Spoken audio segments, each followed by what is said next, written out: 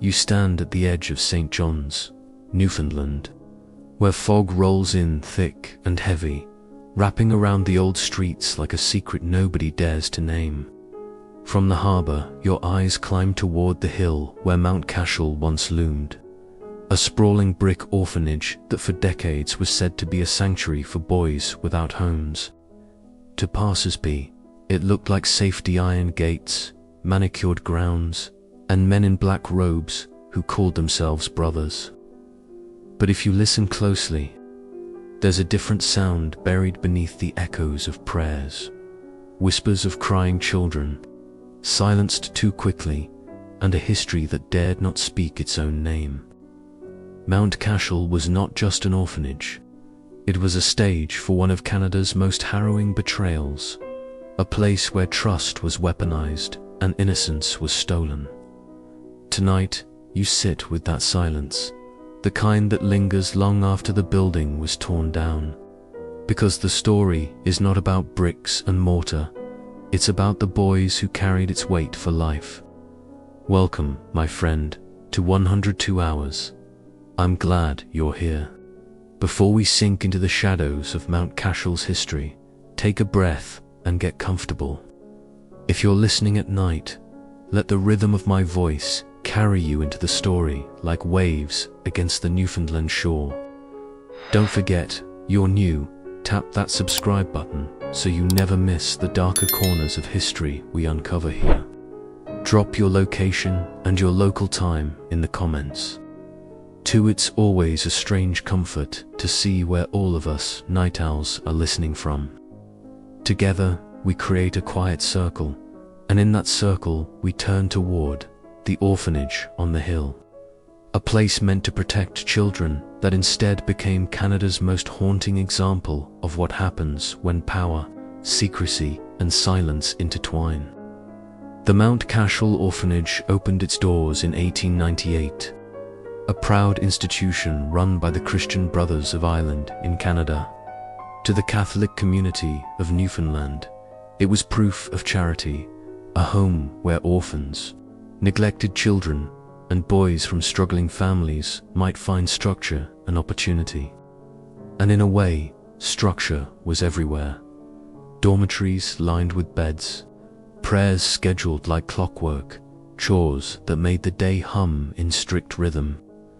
To a visitor, this looked orderly, even admirable. But survivors say that order was built less on care and more on fear, and behind the closed doors, a very different reality thrived. One curious fact often forgotten is that Mount Cashel wasn't always regarded as a nightmare. In its early decades, it was featured in Catholic newsletters and parish bulletins as a model institution, even receiving donations from across North America. There were fundraisers, community events, even parades where the boys marched proudly under the Mount Cashel banner. This public image created a protective shield. After all, how could such a pillar of Catholic charity harbor something sinister?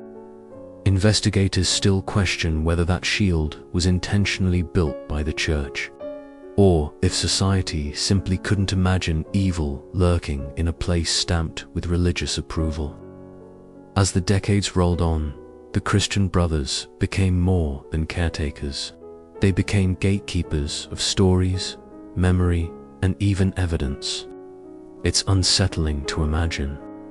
But the very men entrusted to guide these children toward adulthood often shaped their world with fear.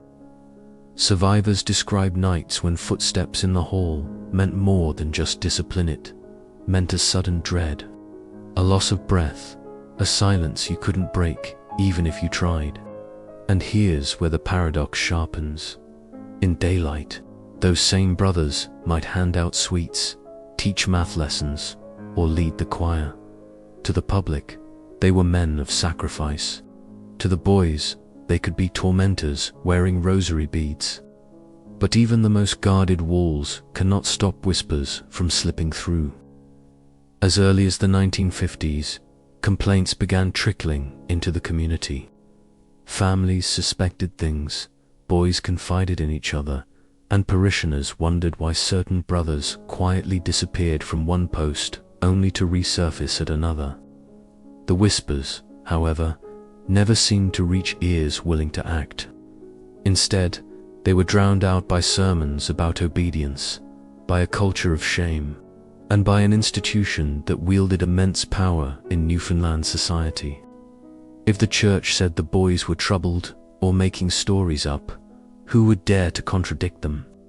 It's worth pausing on one particularly strange detail. Mount Cashel even had its own farm where boys raised chickens, pigs, and vegetables to help feed the orphanage. Some survivors later said that the farm work was the only part of their day that felt free, a brief escape from the brothers' constant watch. You can almost picture it, the boys outside, dirt under their nails, laughing as they raced to finish chores before supper. For a fleeting moment, life felt almost normal. And yet, those same boys often dreaded the return indoors. Back to the silence of dormitories, where trust was the most dangerous gamble. By the mid-1970s, the first serious cracks appeared. A handful of boys tried to speak up, telling social workers and even police officers about the abuse. Their voices were faint but clear. The tragedy, of course, is that those voices were not enough to move mountains. Instead, files disappeared, investigations stalled, and adults who should have acted chose to look away. This pattern of silence, dismissal, and concealment was not unique to Mount Cashel. But here, in the fog of St. John's, it would grow into one of Canada's darkest scandals. The orphanage still stood tall through those years, its bricks untouched by suspicion, its chapel echoing with hymns. But the boys inside knew a different hymn, one of fear and survival. And you, sitting here now, can almost hear both at once. The public praise outside the gates, and the muffled cries within them. Mount Cashel was always two places at the same time, the proud symbol of Catholic charity and the hidden stage of unspeakable harm. And so, you find yourself standing at that hill in St. John's, wondering how such a grand facade could hide so much pain. You wonder why nobody listened soon enough. And most of all, you wonder how many lives were changed forever before the truth finally clawed its way into daylight. That truth, my friend, is what will continue to follow, step by step, through decades of silence, scandal, and eventual reckoning. The brothers in black robes walked the halls of Mount Cashel like shadows stitched into the very brick. To the outside world, they were figures of discipline, educators, and protectors, sworn to a life of service. Their presence carried an aura of authority. In Newfoundland's tightly knit Catholic communities of the 20th century, few dared to question their word. Yet to many of the boys inside the orphanage, these men were not symbols of safety, but figures whose footsteps at night meant dread. Survivors recall that sound with vivid clarity, the slow rhythm of leather soles echoing down dormitory corridors. A warning that the thin line between care and cruelty was about to blur again. What makes this all the more unsettling is how seamlessly the brothers wore both masks. By day, they taught arithmetic and catechism, encouraged discipline, and reminded the boys that Mount Cashel was their chance at a better life. To visitors, they appeared selfless men who gave up families and comforts for the sake of raising orphans. But in whispered memories, former residents described brothers who shifted from stern lectures in the classroom to terrifying encounters after dark. Investigators still question whether the duality was deliberate, carefully cultivated performance, or whether the system simply allowed such duplicity to flourish unchecked. It wasn't just fear of punishment that silenced the children. The Christian brothers commanded reverence. In Newfoundland's Catholic culture, to speak against them was to speak against the church itself. Families trusted these men implicitly. Parents who placed their sons at Mount Cashel believed they were giving them a chance at stability, maybe even education that would lift them into secure futures. Imagine being a child in that position. Not only do you have nowhere else to go, but every adult around you reinforces that these men are holy, trustworthy, and right. And so when fear collided with reverence, silence felt like the only survival strategy. There's a strange, almost bitter irony in the fact that some brothers were genuinely remembered for kindness. A handful of survivors later said that certain teachers never crossed boundaries, that a few even tried to protect the boys from harsher punishments. This nuance complicates the story. Not every man in a black robe was an abuser, yet the institution itself allowed abusers to thrive unchecked. That thin layer of good may have further confused the boys. When cruelty and kindness come from the same uniform, how do you even begin to know who is safe? One of the more unusual facts about Mount Cashel is that it had its own in-house brass band, formed by the brothers and played by the boys at community events. Marching in parades, the children performed in uniforms, instruments gleaming in the sunlight, embodying discipline and joy to the crowd. Photographs from those days show smiling faces, a picture-perfect moment of Catholic pride. And yet, survivors later revealed that some of those boys were enduring horrors behind closed doors. The band became a symbol of the double life Mount Cashel maintained, a cheerful public face that hid unbearable realities. The authority of the brothers extended beyond music and prayer. It reached into discipline that blurred the line between correction and cruelty. Corporal punishment was routine. Straps, rulers, and fists administered in the name of order. In the context of mid-20th century schools, harsh discipline was often normalized, but at Mount Cashel it took on an edge that survivors say crossed into abuse. The boys quickly learned that obedience was not simply about following rules, but about enduring whatever form of lesson a brother chose to deliver. And if you dared to resist, the punishment doubled. What makes this part of the story even more chilling is how unchallengeable the brothers' authority seemed. They were not simply teachers. They were representatives of God in the eyes of many. Their word carried weight in schools, in parishes, and even in courts. When boys whispered to each other about what was happening, they also whispered about the futility of telling adults outside. "No one will believe us," they said. Down for many years, they were right. Investigators still question whether early complaints in the 1950s and 1960s were deliberately buried by officials, or whether the broader culture of deference to clergy simply drowned them out. What's certain is that patterns were visible long before they came to public light. Brothers were quietly transferred, reassigned, or retired without explanation. The orphanage's staff roster changed often enough to raise eyebrows, but in a community accustomed to trusting the church, those moves rarely sparked real suspicion. And so, the brothers remained pillars of the institution, guardians of the gates and the secrets inside. Their black robes symbolized both faith and fear, their presence a paradox that shaped generations of boys. Some of those boys would carry scars, both visible and invisible, for the rest of their lives. Others would spend decades before finding the courage to speak out. And as we step further into the story of Mount Cashel, the question grows louder. How many lives were quietly broken before anyone dared to listen? By the mid-1970s, whispers at Mount Cashel began pushing against the heavy walls of silence. Boys who had endured what happened inside those dormitories started speaking, cautiously, to adults beyond the gates. In 1974, a handful of young residents confided in social workers about abuse by certain Christian brothers. It was a fragile act of bravery, like striking a match in a storm. But instead of igniting change, the complaints fizzled in bureaucratic darkness. The files were quietly closed, and the boys were left with a painful realization.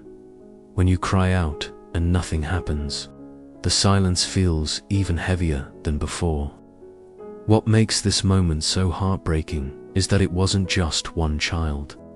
Multiple voices rose at once from different corners of the orphanage, each telling stories that overlapped in unsettling ways. You can imagine them sitting across from an official, nervous hands twisting in their laps, explaining in simple words what had been done to them. And then the official nods, makes notes, promises to look into it before shelving the file in a cabinet, never to be opened again. Investigators still question whether these failures were the result of incompetence or a deliberate attempt to shield powerful men. The Royal Newfoundland Constabulary, Newfoundland's provincial police force, also heard those whispers. In December 1975, Detective Robert Hillier reopened the case, interviewing 24 boys in hopes of uncovering the truth. 2 Christian brothers even admitted, in carefully worded confessions, to inappropriate conduct. For a brief moment, it seemed like justice might finally crack through the facade of Mount Cashel. But then, abruptly, the investigation was halted. Senior officers ordered that the damning details be scrubbed from Hillier's report. It was as if the words of the children, and even the admissions of the brothers themselves, had been swallowed whole by an institution determined to keep its walls unbreached. One quirky and almost surreal footnote to this era is that Mount Cashel was sometimes visited by traveling dignitaries, government officials, church leaders, even celebrities passing through Newfoundland. They toured the grounds, admired the chapel, and shook hands with the brothers. For the boys, these visits were strange performances. They were lined up neatly, taught to smile and stand tall, while the real stories remained hidden behind their eyes. Survivors later recalled how these staged moments made the silence worse, because they proved the world only wanted to see one version of Mount Cashel, the polished, presentable face of Catholic charity. The mid-70s should have been the moment when everything changed. Complaints had been filed with the Department of Social Services. Police had conducted interviews. Confessions existed. And yet, nothing meaningful happened. The Christian brothers continued to live and work inside the orphanage. The boys continued to sleep in the same dormitories, walk the same halls, and fear the same footsteps at night. When nothing changes after you speak up, the lesson you learn as a child is simple but devastating. No one is coming to save you. This silence in the 1970s had long-reaching consequences. Had the authorities acted then, many of the abuses of the 1980s might never have happened. Survivors have often wondered what their lives could have been if only someone had listened when they were 12, 13, or 14 years old. Investigators still question whether lives were knowingly sacrificed to preserve reputations, the reputations of the church, of the brothers, even of the police themselves. It's a chilling thought, but one that echoes again and again in reports from that era. At the same time, Newfoundland society was not unique. Across Canada and beyond, the 1970s were a decade when institutions routinely dismissed the voices of children, especially those from vulnerable backgrounds. Orphans, Indigenous children in residential schools, and kids in state-run homes all struggled to be believed. Mount Cashel was part of a broader culture of silence, where obedience was valued more than truth. It was easier to write off complaints as childish exaggerations than to confront the possibility that respected men in religious robes could be predators. Yet, despite the silence, the boys never stopped whispering. Their stories traveled among themselves, whispered in dormitories after lights out, shared like fragments of truth that only they were strong enough to hold. Some survivors later said those whispered exchanges were the only thing that kept them sane, the knowledge that they were not alone, that others had seen and suffered the same things. It is a haunting image, children comforting each other in the dark, creating their own form of justice in a world where adults had failed them. And so, the 1970s at Mount Cashel ended with secrets still locked tight inside brick walls. Official reports lay buried in filing cabinets. Police notes were edited into silence. Social workers' concerns evaporated. The Christian Brothers remained untouchable, and the boys, still boys, were left with the crushing weight of being unheard. The echoes of that silence would grow louder in the decade to come, when the truth could no longer be contained by paperwork and polite dismissals.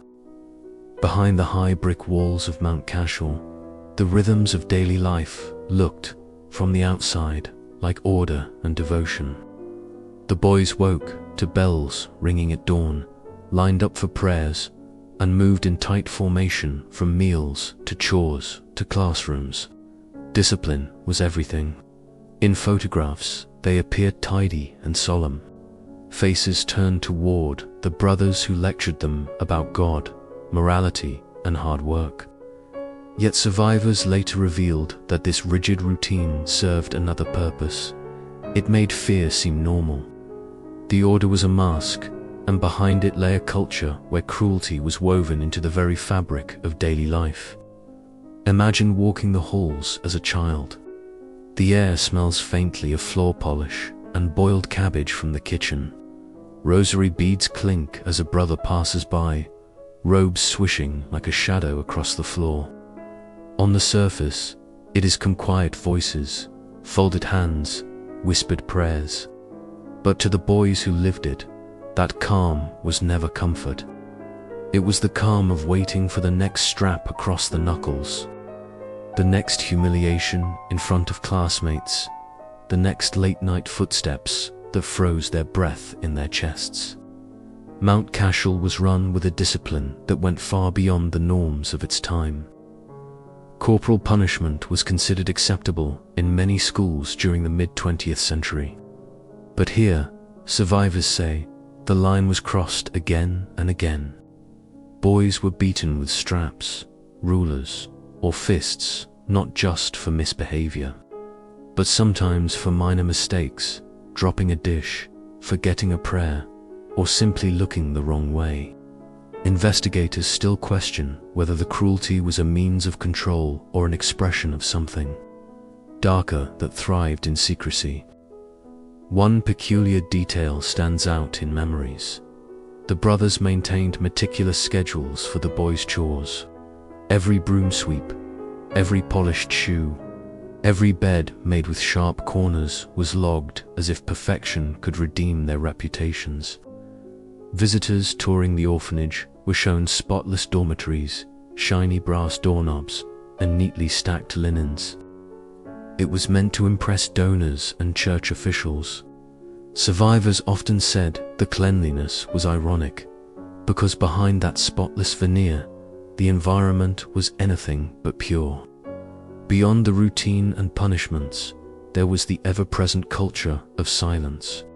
If a boy dared to speak about what he endured, he risked retaliation not only from the brothers, but sometimes from other boys, too. The logic was cruelly simple. If one child spoke out, the whole dormitory might suffer the brothers' wrath. Fear kept everyone in line. Obedience became the unwritten law, a survival strategy enforced as much by the victims themselves as by the perpetrators. Yet there were fleeting moments of light, strange in contrast to the darkness. Some survivors recall playing hockey on the frozen ponds in winter, or sneaking laughter during farm chores. The orphanage had its own small traditions, Christmas concerts, summer fairs, even a pet dog or two that the boys adored. These fragments of normal childhood only made the darker moments sharper, because they showed what life could have been if the place had truly been what it claimed to be. It's important to remember that for the community outside the gates, Mount Cashel was a proud institution. Local newspapers published glowing articles about its activities. The annual Christmas fundraiser was a big event, with parishioners proudly donating to the boys. Nobody wanted to believe that the same walls echoed with cries at night. Investigators still question whether townspeople truly never suspected, or whether suspicion was easier to bury beneath faith and tradition. One particularly haunting detail comes from boys who said they could hear others crying in the night, but were too afraid to comfort them. Imagine lying awake in a row of beds, the darkness broken only by the faint orange glow of a hallway light, listening to muffled sobs just a few feet away. You want to move, to whisper reassurance, but you know a brother might be watching. That silence between children, forced by fear, was one of the orphanage's cruelest legacies.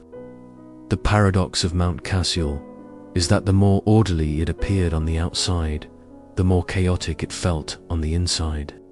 The very routines meant to symbolize safety and piety became tools of control. Prayer before meals, hymns in the chapel, inspections of beds and uniforms, all of it framed a stage where cruelty could hide in plain sight. And so, day after day, the orphanage presented a mask of discipline to the world, while the boys inside learned that obedience was a cage they could not escape.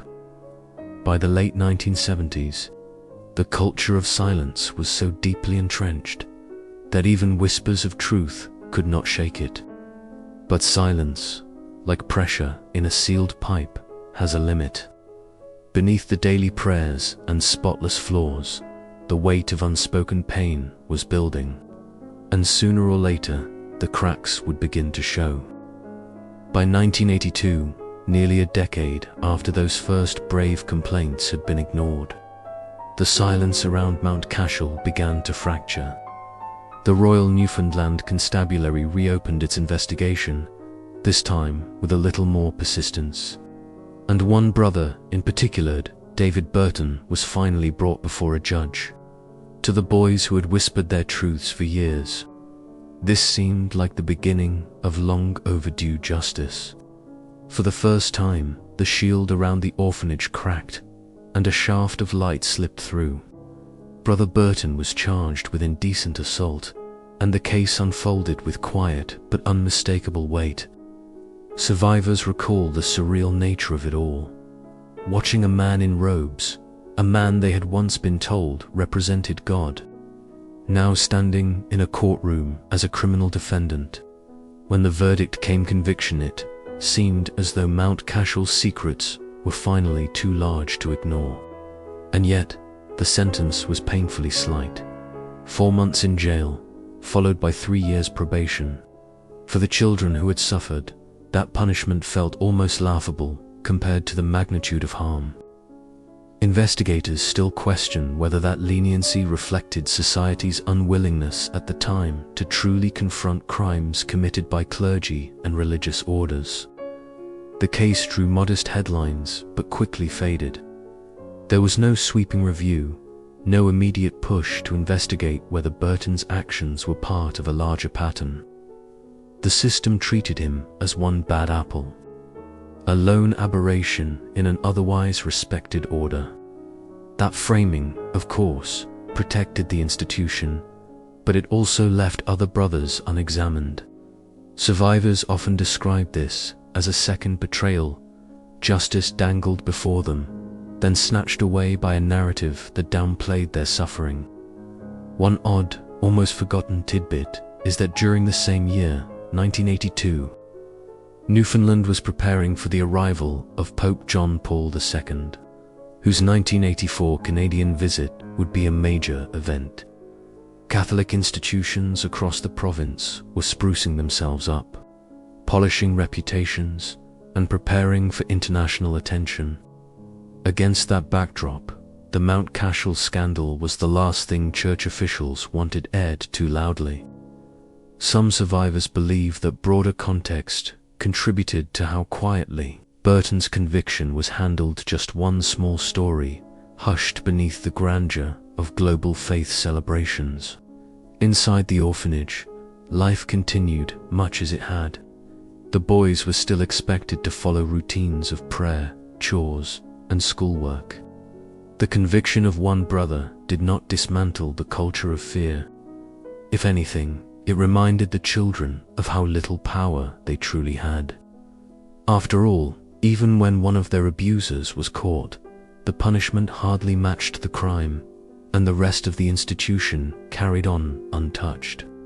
For a child, what message does that send? But no matter what you say, the most you can hope for is a token response, a slap on the wrist for men in power.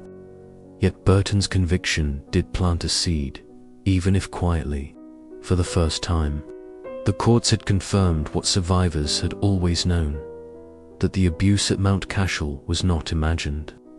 It was real, it was criminal, and at least one man had been found guilty. Though the world quickly moved on, those seeds of truth remained. Investigators still question whether, had that moment been seized more forcefully, the full scandal might have unraveled years earlier. Instead, the silence clamped back down, leaving the boys inside to endure more of the same. What makes this period especially chilling is the illusion of safety. To outsiders, Mount Cashel seemed even more untouchable after Burton's case, surely. If there had been bigger problems, they would have come out then. But to insiders, the message was darker. Even when exposed, the system protected itself. Survivors recall feeling trapped in a cycle where the outside world seemed incapable of believing them. The orphanage's walls may as well have been iron, holding not only the boys but their truths inside. Still, whispers persisted. Teachers outside the orphanage sometimes noticed bruises or the withdrawn behavior of certain boys. Social workers heard fragments of stories, but without an institutional willingness to act, these pieces floated like disconnected puzzle fragments, never assembled into the full picture. Newfoundland, in the early 1980s, was not ready or perhaps not willing to see the monster in plain sight. And so, 1982 came and went, remembered mostly as the year of a small conviction that briefly cracked Mount Cashel's shield. The orphanage itself continued as before, its routines unbroken, its facade still intact. But underneath, the silence was fraying. For the boys, hope came in small flickers. The knowledge that one brother had been punished at least proved the world could listen, even if faintly. And outside those walls, journalists and advocates were beginning to wonder whether the story ran deeper than anyone had admitted. The stage was set for the scandal to finally explode, but not yet. By the late 1980s, the fragile illusion surrounding Mount Cashel could no longer hold. The quiet conviction of Brother David Burton years earlier had not erased the whispers, it had amplified them. Boys who had once kept their heads down were now teenagers or young men, and some began to speak more openly about what had happened. It was in this climate that Newfoundland's journalists stepped into the story, and the most significant crack in the institution's wall came not from law enforcement, but from the press. In December 1989, the Sunday Express, a scrappy but fearless Newfoundland newspaper, published a series of articles that blew the lid off Mount Cashel. Reporters had tracked down former residents and coaxed them into telling their stories. The accounts were harrowing: systematic abuse, cover-ups, and a decades-long cycle of cruelty that went far beyond one brother. For the first time, survivors saw their experiences in print, given weight and credibility. One survivor later described the feeling as both terrifying and liberating. Terrifying, because the secret was now public. Liberating because, at last, someone was listening. The timing could not have been more explosive. Newfoundland, a tight-knit island society, had always revered its religious institutions, and the Christian Brothers carried enormous authority. To suggest they had harbored abusers was close to sacrilege, yet the newspaper's reporting was precise, backed by interviews, documents, and persistence. Investigators still question whether law enforcement would ever have acted if journalists had forced the issue into the public eye. One quirky tidbit is that the Sunday Express was hardly a giant media outlet. It was a small local paper with limited circulation, more often known for community features and regional politics than groundbreaking investigative. Yet it was their stubborn determination, not the might of national networks, that cracked open one of Canada's darkest scandals. There's something almost poetic in that. David versus Goliath, a modest newsroom against an entrenched religious order. The reaction from the public was immediate and divided. Some residents of Newfoundland were horrified and demanded answers. Others accused the press of attacking the church, insisting the stories must be exaggerated or fabricated. Survivors, meanwhile, braced themselves for backlash, knowing how often institutions turned against those who dared to speak.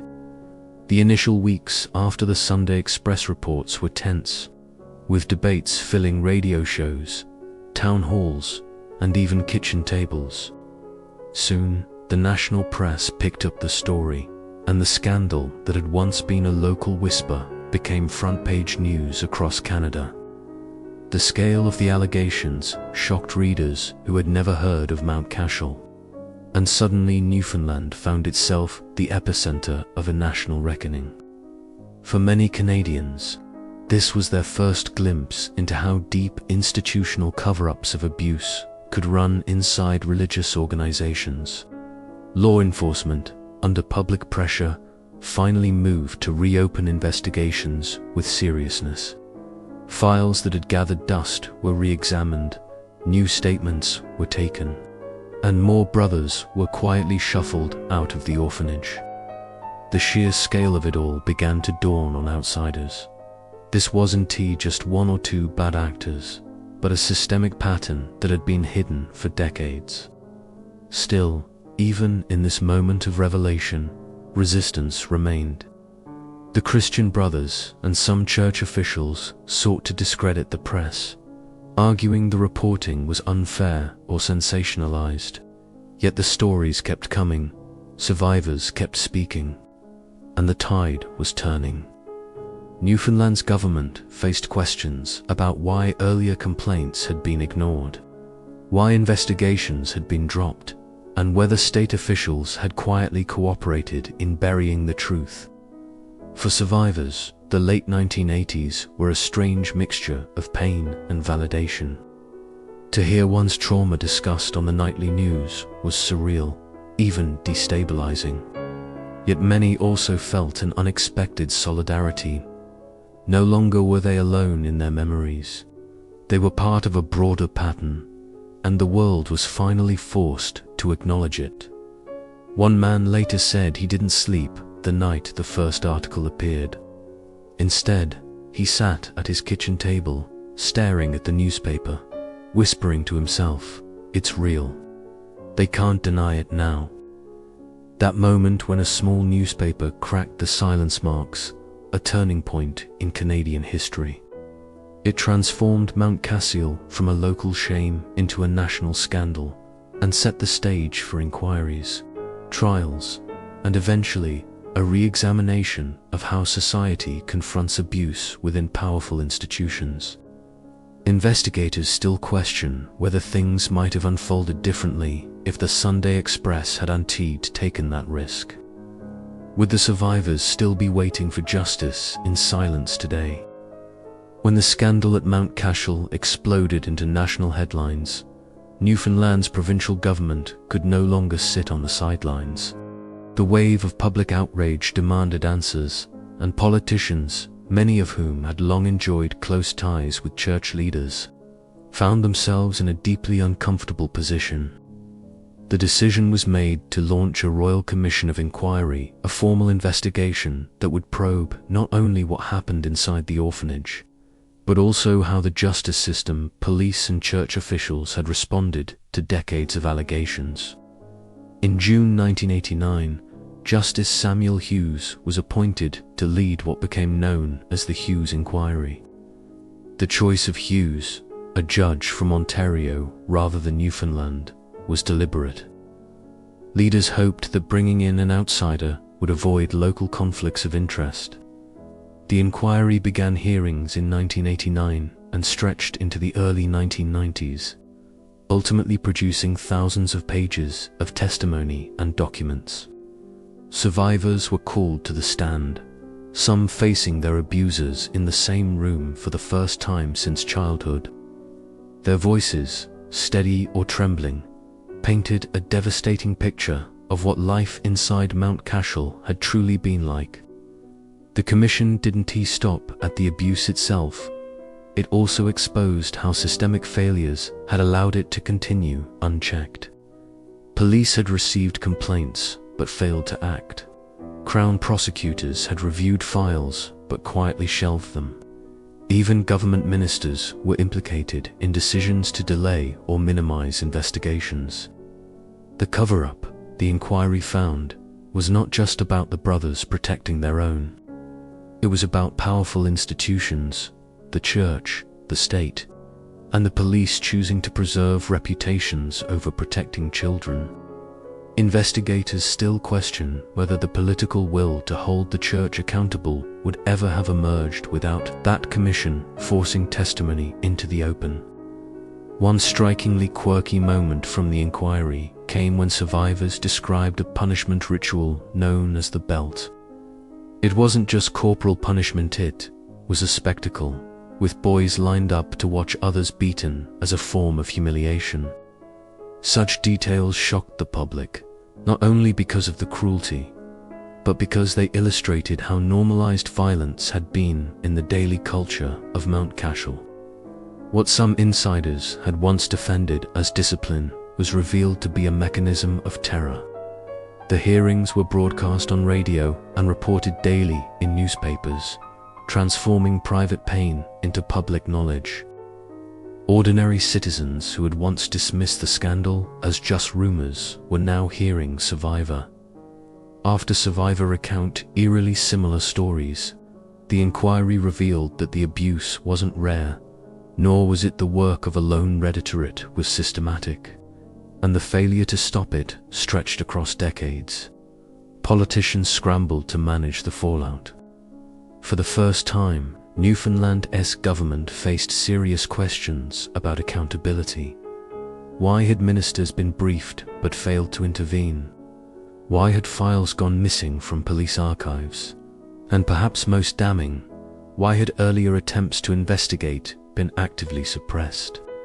The Hughes Inquiry laid bare a level of institutional complicity that shook public faith, not just in the church, but in the very systems meant to protect the vulnerable. Nationally, the inquiry had a ripple effect. Canadians across the country began questioning whether similar abuses might have occurred in other religious institutions. Mount Cashel, in this way, became a catalyst for a broader conversation about power, trust, and institutional betrayal. Survivors from other Catholic run schools and orphanages began to recognize their own stories in the headlines, and slowly more voices began to come forward. For survivors of Mount Cashel, testifying at the inquiry was both harrowing and healing. Some described the process as reopening old wounds. Others said it was the first time they had felt believed. The inquiry rooms were charged with emotion gasps, tears, and moments of silence that seemed to stretch endlessly after especially painful testimony. In those moments, the public could no longer look away. By the time the Hughes Inquiry released its final report in 1992, its conclusions were damning. It confirmed widespread abuse, institutional cover-ups, and systemic failures across multiple layers of authority. The report called for major reforms in child protection, policing, and how the justice system handled allegations of sexual abuse. It was a watershed moment, though critics noted that real change would be slow and survivors would still face decades of struggle for justice and recognition. Yet the inquiry left an undeniable mark on Canadian history. It dragged a hidden horror into daylight and forced powerful institutions to confront their failures. It also gave survivors a platform, one that validated their experiences and demanded the world take them seriously. The Hughes Inquiry was not just a legal proceeding, it was a societal reckoning, one that began in a Newfoundland orphanage, but would ripple outward for years to come. After the Hughes Inquiry laid bare the failures at Mount Cashel, Newfoundland's justice system faced mounting pressure to act. Survivors had given testimony, documents had been uncovered, and the public's demand for accountability was deafening. But the road to criminal trials was anything but simple. Decades had passed since many of the alleged crimes, and witnesses were scattered. Some too traumatized to speak again, others unwilling to revisit old horrors. Yet by the early 1990s, charges were filed against a number of Christian brothers and lay staff who had worked at the orphanage. The trials unfolded over several years, often with wrenching courtroom scenes. Survivors who had already relived their trauma before the Hughes Inquiry were now asked to testify once more, this time under cross-examination from defense lawyers. Despite the difficulty, many pressed forward. Their courage helped secure convictions against several brothers, including some of the most notorious names associated with the scandal. Convicted men were sentenced to prison, though critics noted the terms were often shorter than the crimes deserved.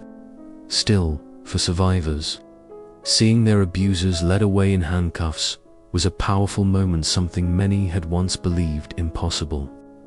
The legal process was complicated by appeals, retrials, and questions of jurisdiction. Some charges were thrown out on technical grounds, while others dragged on for years. Investigators still question whether certain brothers avoided prosecution entirely because of lingering influence from church leadership.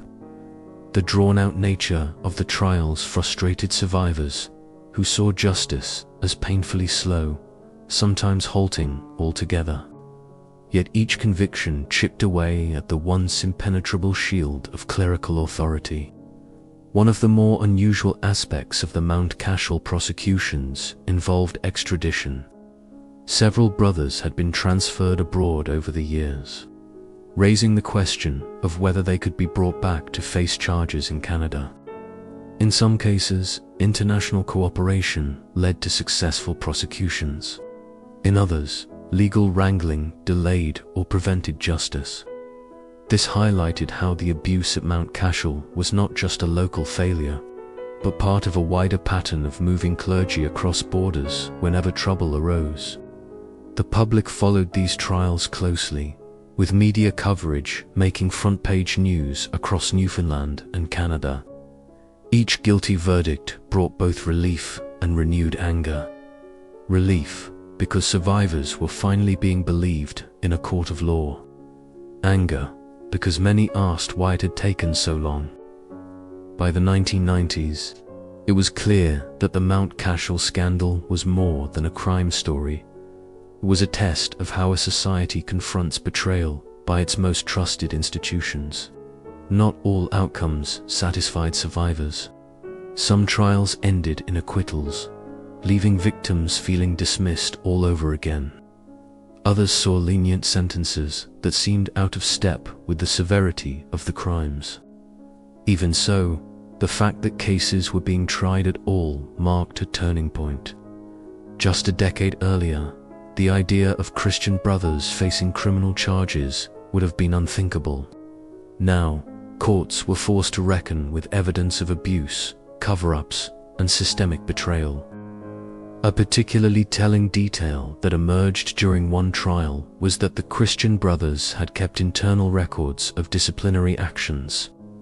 These documents, intended perhaps as a bureaucratic formality, ended up being damning evidence. They showed patterns of transfers, warnings, and coded language that hinted at deeper misconduct. The very paperwork meant to keep order instead exposed how abuse had been quietly managed rather than stopped. For the survivors who attended court, sitting in the gallery carried its own weight. They saw their childhood tormentors in suits and collars, sometimes grayer, frailer, or walking with canes. Time had changed appearances, but the power imbalance from childhood often resurfaced in those tense courtrooms. Yet this time, the balance shifted. The survivors' voices were heard, their testimony taken seriously, their pain no longer dismissed as exaggeration or imagination. The Mount Cashel prosecutions set legal precedents in Canada, particularly around how historical abuse cases could be tried despite the passage of time. Defense lawyers often argued that memories faded and evidence was unreliable. Judges, however, increasingly recognized that trauma left lasting imprints and that survivors deserved their day in court. Even decades later, these rulings would ripple outward, influencing other cases of institutional abuse across the country. Still, for all the trials, many survivors felt justice remained incomplete. Too many brothers had escaped, too many files had disappeared, and too many powerful figures had shielded themselves from accountability. Convictions brought closure for some, but not enough to erase years of suffering. The trials were victories, yes, but also reminders of everything the system had failed to do when it mattered most. As the final gavel fell on the last of the major prosecutions, survivors were left with mixed emotions. They had broken a wall of silence, forced the church and the courts to respond, and secured historic convictions. But they also carried the heavy knowledge that justice, delayed for decades, could never fully heal what was stolen inside the walls of Mount Cashel. The courts eventually sentenced 9 Christian brothers in connection with Mount Cashel, a number that shocked some observers, but still left many survivors feeling that justice was incomplete. Sentences varied, ranging from short prison terms to probation, reflecting the complex negotiations of Canadian law at the time. Each conviction represented not just a legal victory, but a symbolic reckoning, forcing the public and the church to confront the depth and scope of abuse that had been hidden for decades. Yet even as the brothers faced their sentences, survivors often noted that the emotional toll could not be quantified, and no term of imprisonment could truly repair lost childhoods. The trials revealed patterns that were systematic and shocking. The abuse was not random. It occurred in recurring ways and often followed the same routines: meal times, dormitory inspections, even during supervised activities. Investigators still question whether these patterns were deliberately designed to evade detection, or if they simply reflected the deeply ingrained culture of secrecy that permeated Mount Cashel. Either way, the result was a predictable cycle of trauma that left an indelible mark on every child who passed through the orphanage. One odd detail survivors recall was the existence of coded logs kept by some brothers, recording minor infractions with cryptic shorthand. These records, seemingly mundane, became crucial evidence during prosecutions. They offered prosecutors a chilling glimpse into how the brothers maintained order while simultaneously covering misconduct. The very systems intended to keep the orphanage disciplined were ultimately used against them in court, exposing the hidden mechanisms of abuse. Public reaction to the convictions was intense. Communities in Newfoundland were forced to confront a scandal that had lingered quietly for decades. Many families felt angered that oversight had failed so dramatically.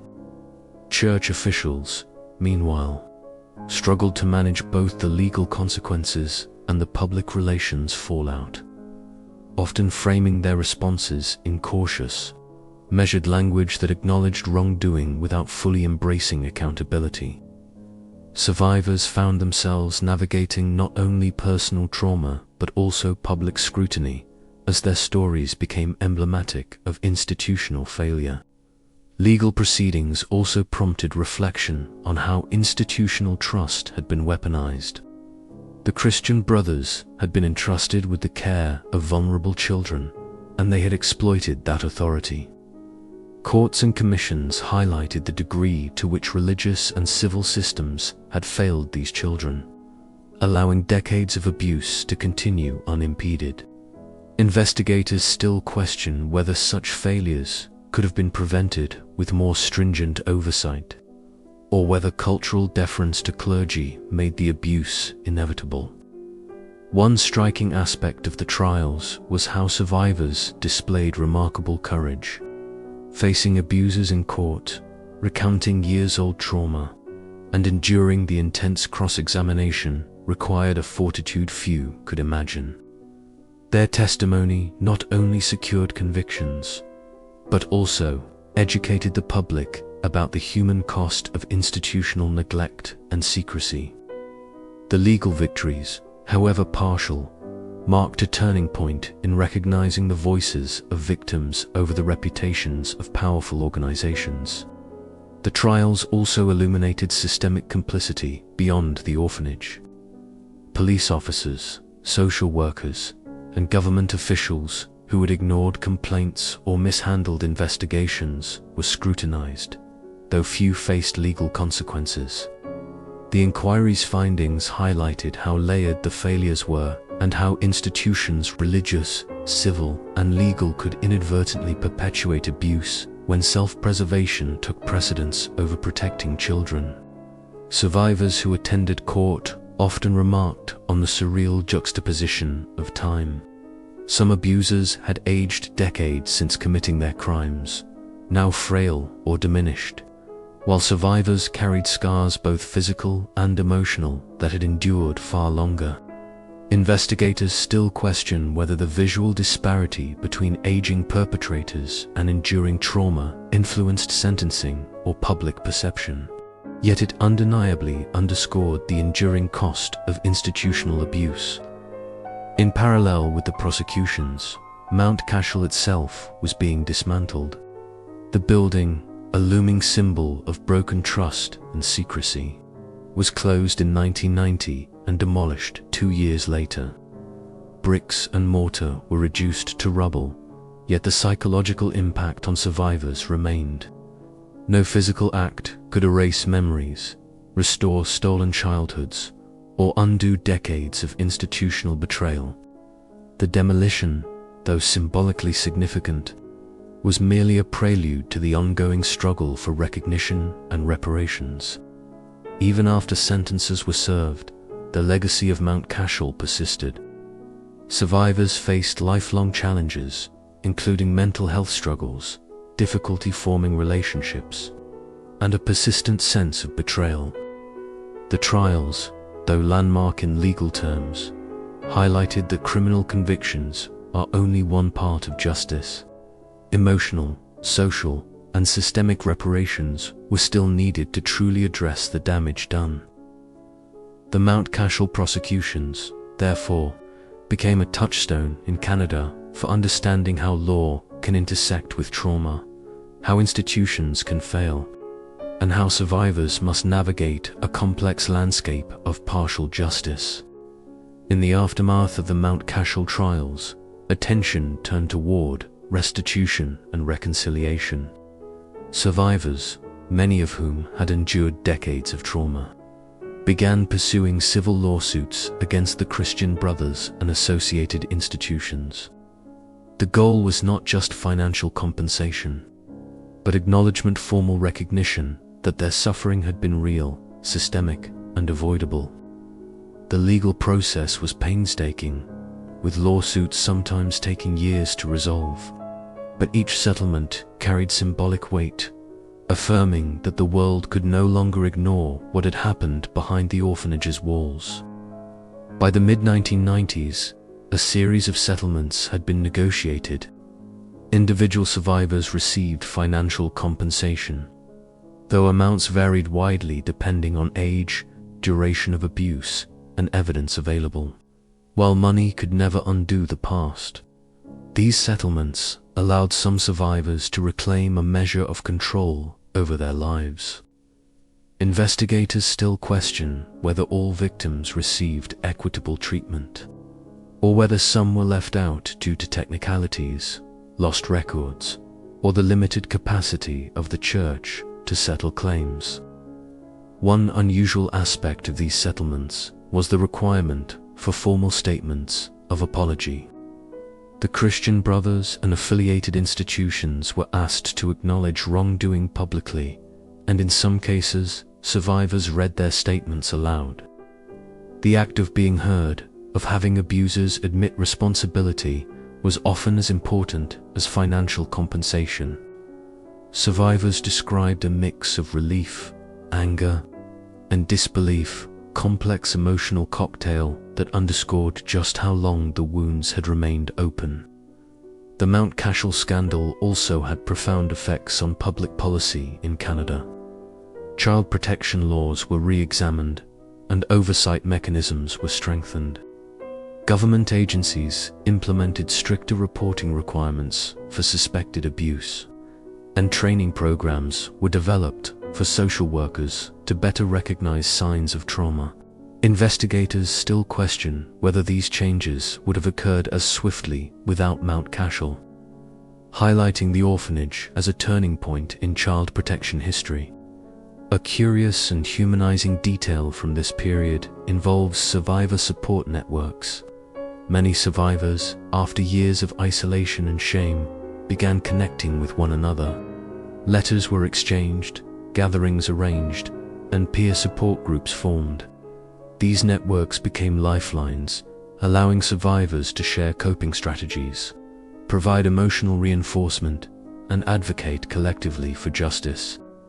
It was, in many ways, a grassroots response to institutional failure, a way to rebuild trust in a community that had been systematically betrayed. Despite these steps, reconciliation remained incomplete. Some survivors continued to struggle with PTSD, anxiety, and depression. Relationships were strained or broken, and trust in authority remained fragile. For others, speaking publicly or participating in lawsuits brought its own trauma, reopening memories that had been suppressed for decades. Investigators still question whether society fully comprehended the long-term impact of institutional abuse, or whether legal resolutions could ever truly meet the emotional and psychological needs of survivors. The Church itself faced an existential reckoning. Public scrutiny intensified, and officials were forced to implement stricter internal policies, including mandatory reporting, background checks, and supervision reforms. In Newfoundland, the Christian Brothers withdrew entirely from operating children's homes. Yet many critics argue that these reforms were reactive, imposed by public outrage rather than genuine institutional introspection. Survivors often noted that words and policies were not enough. Accountability had to be ongoing, visible, and culturally embedded. One small but telling anecdote involves former Mount Cashel residents visiting the demolished site.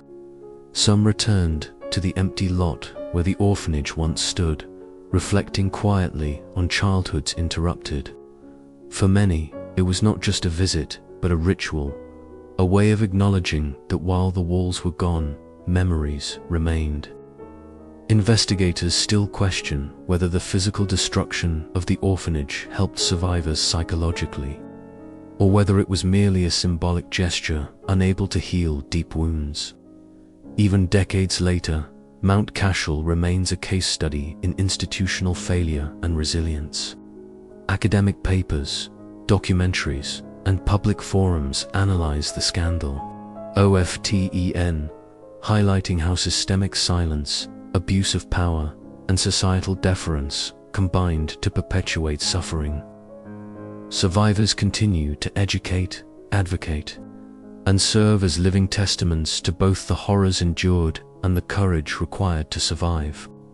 The story of restitution and reconciliation is ongoing. Survivors' voices, once silenced, now echo across communities, reminding the world that vigilance, transparency, and compassion are crucial.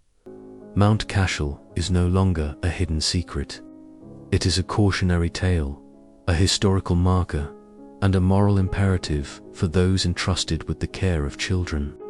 It demonstrates that justice, though delayed, can empower, and that the courage to speak can reshape even the most entrenched institutions. Even after the trials, settlements, and public apologies, the shadow of Mount Cashel lingered. Survivors, now adults, faced the daunting task of rebuilding lives disrupted by years of trauma. Many struggled with mental health challenges, from chronic anxiety to depression, and some reported difficulties forming close relationships. The orphanage had been a crucible of fear and confusion, leaving emotional scars that no compensation or official apology could fully erase. Investigators still question whether adequate, long-term psychological support was ever offered, or whether survivors were left to navigate the aftermath largely on their own. One lesser-known aspect of this period involves the role of artistic expression in healing. Some survivors turned to writing, painting, or music to process their experiences.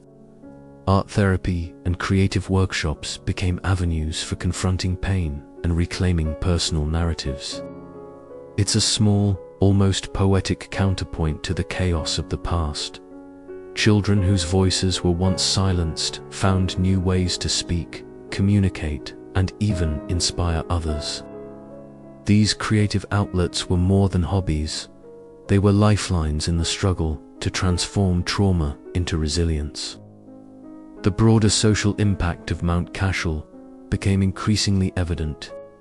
Canada's legal system, previously hesitant to prosecute historical abuse cases, began taking them more seriously. Judges, prosecutors, and police learned from the failures of the 1970s and 1980s that institutional authority could not shield perpetrators from accountability. Survivors from other provinces came forward, inspired in part by Mount Cashel's visibility, setting a precedent for national awareness of systemic abuse in schools, orphanages, and religious institutions. One quirky and somewhat ironic tidbit is that some Mount Cashel alumni later excelled in community advocacy, legal work, and education. Survivors who had been powerless as children became pillars of activism as adults, channeling their experiences into campaigns for child protection, mental health support, and transparency in religious institutions.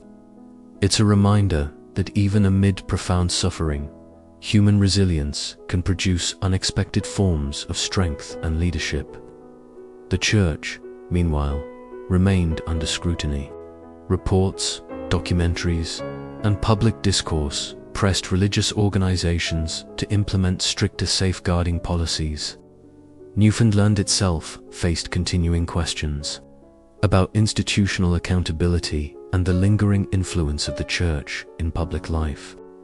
Investigators still question whether cultural deference to religious authority has been sufficiently dismantled, or whether the legacy of Mount Cashel continues to influence how society responds to allegations of abuse. Survivors also grappled with memory and recognition. Annual commemorations and local memorials offered moments of reflection, yet some felt uneasy with public attention, wary that their personal trauma was being consumed as spectacle. The tension between private healing and public awareness was a recurring theme, highlighting the delicate balance between bearing witness and preserving dignity. One particularly poignant anecdote involves a reunion of former residents. They met quietly at a neutral location, sharing stories, tears, and, occasionally, laughter. The meeting was not just nostalgic, it was therapeutic. For many, connecting with others who had endured the same hardships validated feelings long suppressed. The shared history of Mount Cashel, once a source of profound isolation, became a foundation for collective healing and solidarity. The scandal also reverberated internationally. Scholars and child welfare advocates cited Mount Cashel in research, comparing it to cases in Europe, the United States, and Australia. Its notoriety influenced policy discussions on how to detect, prevent, and respond to institutional abuse. In this way, Mount Cashel transformed from a local horror into a global touchstone, demonstrating the consequences of unchecked power and institutional silence. Perhaps most importantly, the story of Mount Cashel emphasizes the enduring power of voice. Survivors who were once silenced learned that speaking out, whether to journalists, commissions, courts, or fellow survivors, could affect change. Their courage has inspired generations to challenge authority, protect vulnerable populations, and ensure that institutions cannot hide abuses behind walls of bureaucracy or faith. Though decades have passed, the orphanage's legacy persists. It serves as both a cautionary tale and a testament to resilience. Mount Cashel reminds the world that abuses of power can thrive in secrecy, but can be confronted when survivors, investigators, and society insist on truth, transparency, and justice. The path to full healing is long, but the voices of those who endured are no longer ignored. As the 2000s approached, the Mount Cashel scandal evolved from courtroom battles to broader societal reflection. Survivors continued to navigate the aftershocks, while Newfoundland and Canada as a whole began to confront the deeper lessons of institutional abuse. Educational programs on child protection, legal reforms, and public awareness campaigns emerged, ensuring that Mount Cashel would not fade into obscurity as just another historical scandal. The orphanage had become a symbol, a cautionary monument to the dangers of unquestioned authority and systemic silence. Even decades later, survivors describe ongoing struggles with trust. Many had entered adulthood carrying fear, shame, and hypervigilance. Relationships were complicated by years of emotional neglect, and parenting sometimes felt fraught with unresolved trauma. Yet within these challenges, survivors found resilience. Peer support networks remained vital, and some individuals dedicated their lives to advocacy, therapy, and education. Investigators still question whether long-term support has ever truly matched the scale of harm inflicted, or whether society often underestimates the persistence of trauma. One quirky but hopeful detail is that some survivors developed creative ways to reclaim their childhoods, symbolically planting gardens, restoring community spaces, or engaging in volunteer work. These acts, though small, offered a sense of agency long denied to them, transforming spaces of loss into sources of meaning and healing. In a way, these personal projects mirrored the larger social movement sparked by Mount Cashel, taking control of the narrative, reshaping the legacy, and asserting dignity where it had once been denied. The Church, while never fully absolved, implemented new safeguards and oversight protocols. Clergy abuse policies were formalized, background checks became standard, and whistleblower protections were introduced. Yet critics argue that institutional reform often lags behind cultural change, noting that complacency and deference can persist even in the presence of policy. Investigators still question whether the lessons of Mount Cashel have been fully internalized, or if the story remains a warning rather than a guarantee of prevention. Mount Cashel's wider societal impact was also felt in education and media. Documentaries, books, and scholarly research ensured that the orphanage would remain a case study in ethical failures, legal reforms, and child protection. Public awareness of historical abuse expanded, influencing reporting standards, journalistic practices, and the ways survivors are treated in court. The orphanage became a touchstone for discussions on transparency, accountability, and institutional responsibility across Canada and internationally. Perhaps the most striking legacy is the solidarity among survivors. Those who once felt isolated found community, advocacy platforms, and opportunities to mentor younger generations. They became living reminders of resilience, courage, and the power of testimony. Annual commemorations and public discussions kept the memory of Mount Cashel alive, ensuring that history could educate and protect future generations. Investigators still question whether this ongoing advocacy might be the most enduring form of justice, more permanent than any court verdict.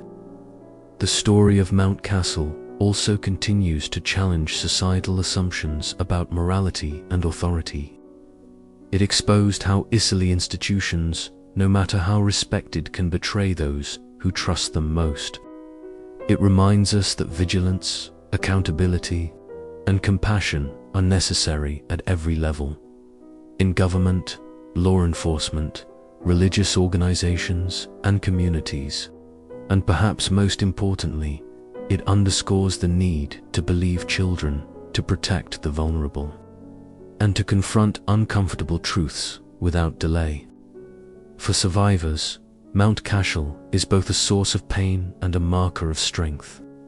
It is a reminder that institutions failed, but individuals survived. Their voices, once suppressed, now echo in law, policy, and culture. And while the wounds of the past cannot be erased, their courage ensures that the lessons of Mount Cashel remain, guiding society toward accountability and compassion. As we draw this story to a close, it's important to take a deep breath. Mount Cashel reminds us of humanity's potential for both harm and healing. The orphanage, its walls, and the years of silence stand as a stark warning. Yet the resilience of survivors illuminates the power of courage and truth. Their voices, once muted, now ripple across time, educating communities, shaping policies, and inspiring advocacy. You might imagine standing on the shores of Newfoundland, feeling the chill wind off the Atlantic, reflecting on decades of history that touched lives far beyond these walls. The journey of Mount Cashel is not only about past atrocities, as about the ongoing responsibility to protect children, to confront injustice, and to listen when the vulnerable speak. Even now, the story lives on in the voices of those who survived, in the reforms that have been enacted, and in the public conscience that refuses to forget. Take this moment to honor the survivors' strength. Let their courage remind you that silence can be broken, that truth has power, and that justice, though delays, never meaningless. And as you settle into the quiet of your evening, remember that awareness, empathy, and vigilance are the best tools we have to ensure such darkness never claims another generation.